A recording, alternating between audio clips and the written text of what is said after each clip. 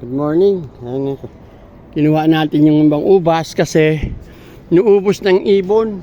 Sa umaga, ibon ang kumakain. Ayan. Kinakain siya ng ibon. Isa-isa. Basta hinog. Alam nila kung alin ang hinog eh. Yun ang kinukuha.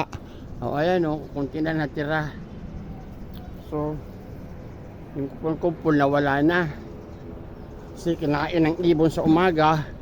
Sa gabi naman, kabog ang kumakain. Daming kabog sa gabi, malalaki. So, ayan. So, kukunin lang natin tiran nila. Ayan.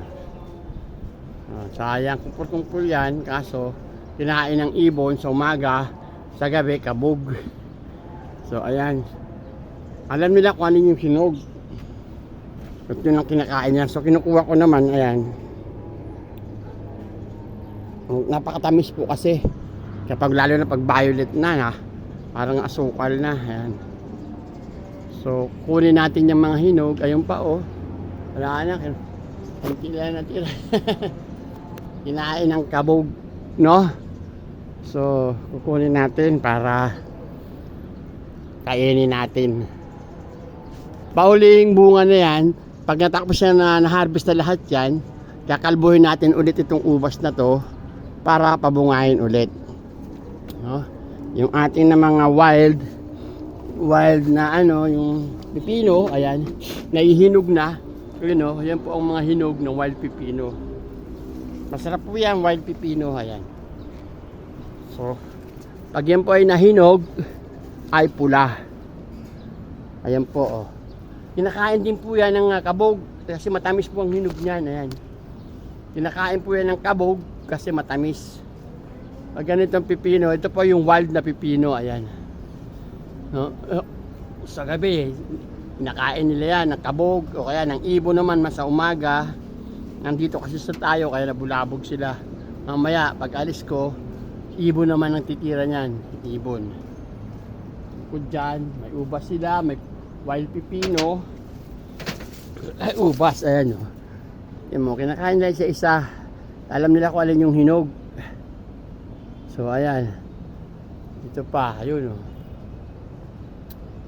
Dapat yan binabalot. Wala akong time magbalot. Babalutin ng papel para hindi nila makita. Lalo ng kabog. Ayan. So ayun oh. Kinakain talaga nila yan. Mga hinog. So kukunin lang natin yung hinog. Yan, may kumpul oh. Oh, ayan. Dami pa. Mamayang gabi, wala na naman yung violet. Kukunin na nila yan.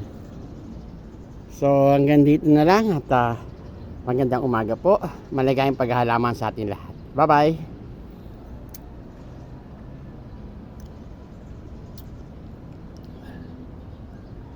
Ang ating pipino, ang daming bunga, wild pipino. Ayan, pag nahinog, gustong gusto po yan ng ibon dahil matamis. Ayan po oh.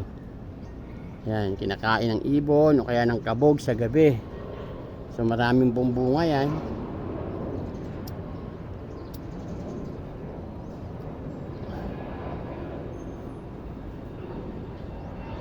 May ating isolin plant, mumulaklak na.